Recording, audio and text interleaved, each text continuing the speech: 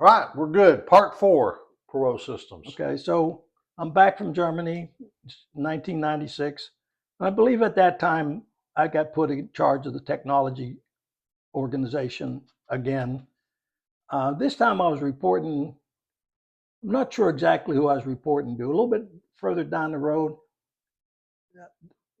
there's a change in the era Right. dogma. So we'll get to there. But anyway, I'm running the data centers.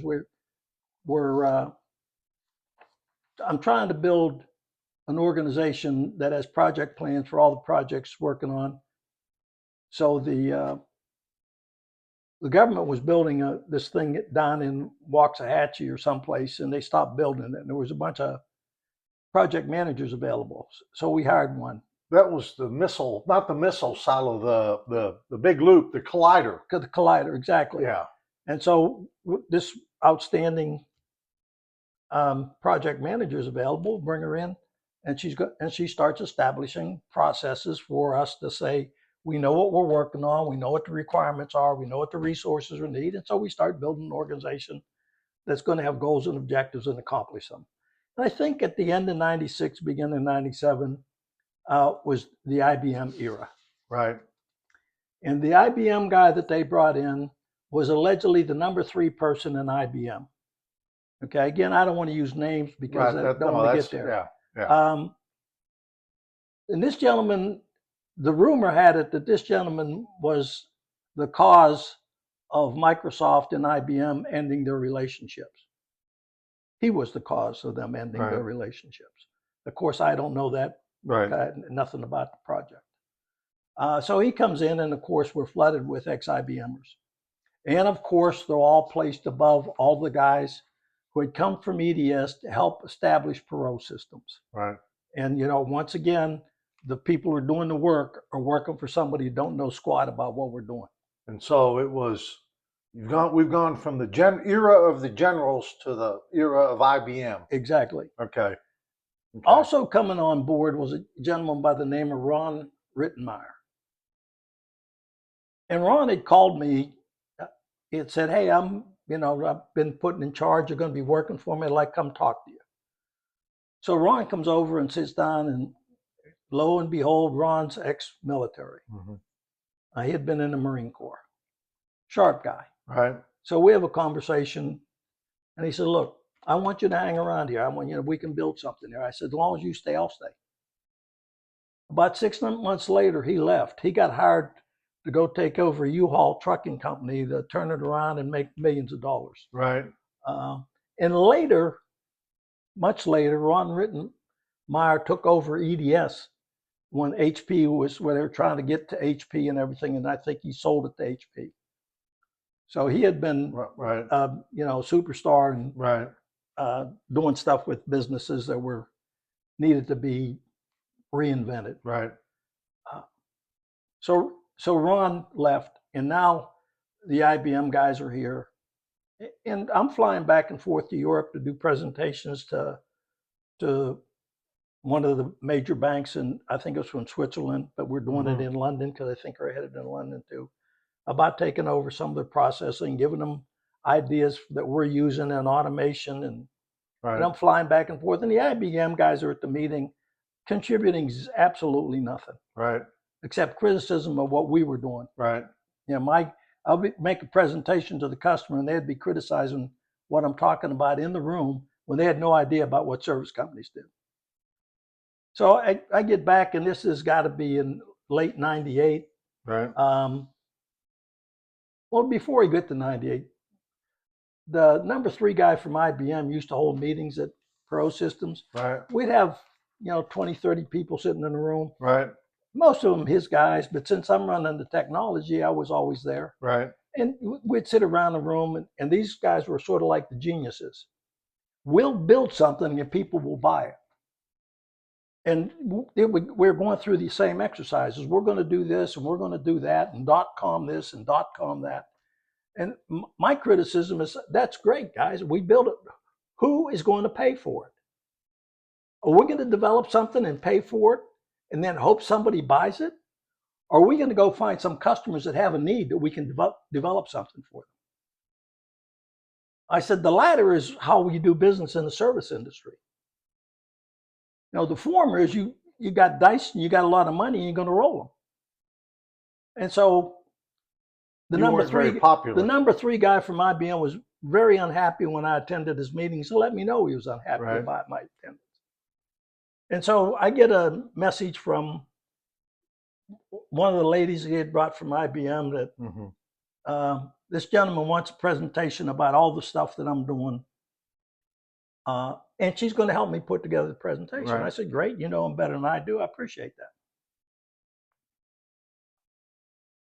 that. So I put together the presentation based on her advice. Right. And of course, we have a meeting, and several of the founders are attending the meeting. A couple of guys that work for me because I might need some support Right. and backup, and several of the IBM know-it-alls. Right. And I start the presentation. I don't get, maybe 20, 30 words out of my mouth, and he starts asking me questions. And this goes on for about 5 or 10 minutes where he's Right. asking me, and I stopped and I said, wait a minute, would you like me to you asked me to put together a presentation. Your right hand sitting beside you gave me instructions about what you like to hear in your presentations. Would you like to hear what I have to present, or would you want to ask me questions and we'll just put this presentation aside? I said, which would you rather have? And of course, that ended the meeting. And of course, gasp all over the room when I was talking. And so we ended the meeting. We'll get back on this. And again, this is late 80 and 98 or early 99. So I go back to work, and it's a done deal. I'm expecting to hear, some feedback from the founders. And it was a week or two later. A little gentleman I had worked for at EDS, actually the guy who had come to Sacramento to give me recognition for moving the Wisconsin data center, Blue Cross Blue Shield of Wisconsin, from Wisconsin to Sacramento, had come there and gave me some stock for my efforts. Right.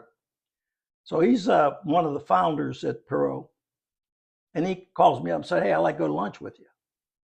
I said, sure. Where you want to go? Yeah.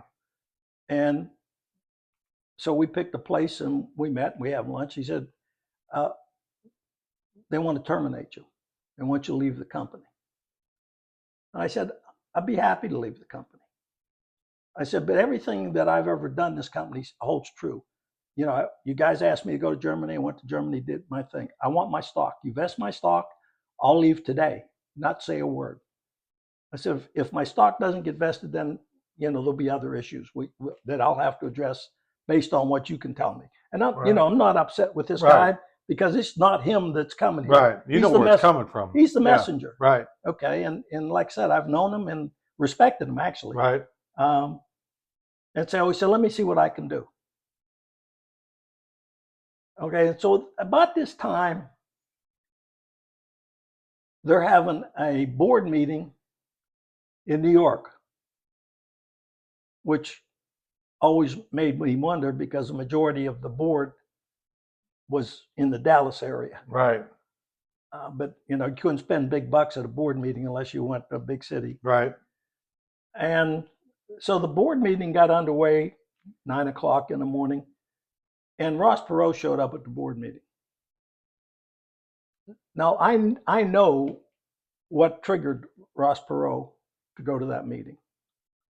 There was a gentleman 2 or 3 years earlier who was lieutenant in the Marine Corps, got out and was working. I'd known him. I don't know if he was working one of my organizations or not, but he's just a sharp young man. Right. Marine Corps, straight arrow all the way.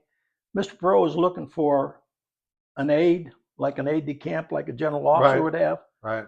And I recommended this kid, go put your position. And his wife was a secretary for one of the bigger guys in the company. Right. And he went and applied, and Perot said, yeah, this is my guy. And he worked for Perot for 3 years. Okay, and he went to Miss Perot several times because his wife knew what was going on, right. and said, hey, we're not backing up. We're not doing what we said we were going to do. You know, that the people build the company, get to own the company, the guys who we're going to promote within, so none of that stuff is going on. You know, and the morale is low from those people who helped you start this company. And he told Perot this allegedly, I don't know this is fact, multiple times. And he didn't act. So the guy quit and told him why he quit.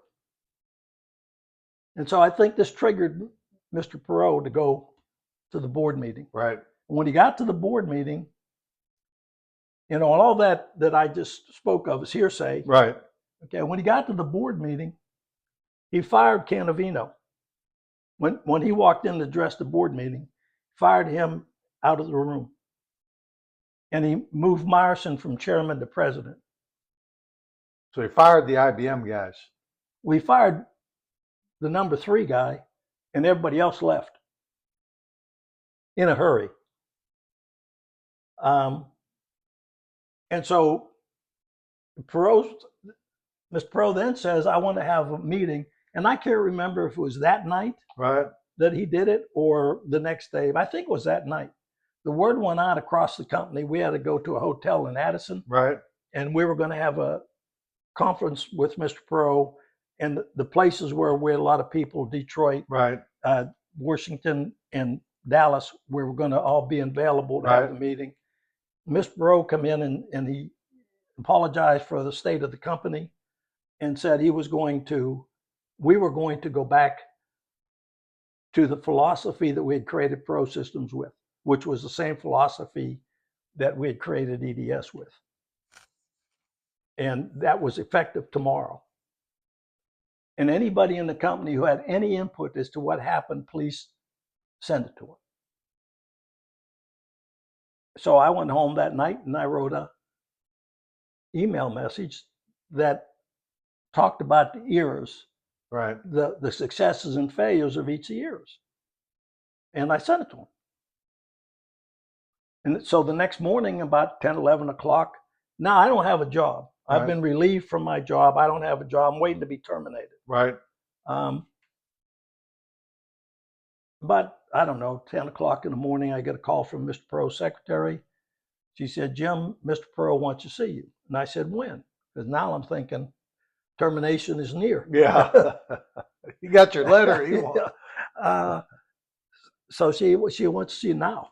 I said, okay. I was in Plano, so I said, it'd probably take me 20, 30 minutes to get to his office, but I'll be there as soon as I can. So I went into his office and went and seen him, and I went and sat down, and 2 or 3 minutes after I got there, he said, come on in. He come on in, shook my hand and said, this is the best email I ever received. And then we sit down and have a conversation about the email, and he asked me what I was doing. I said, I don't have a job.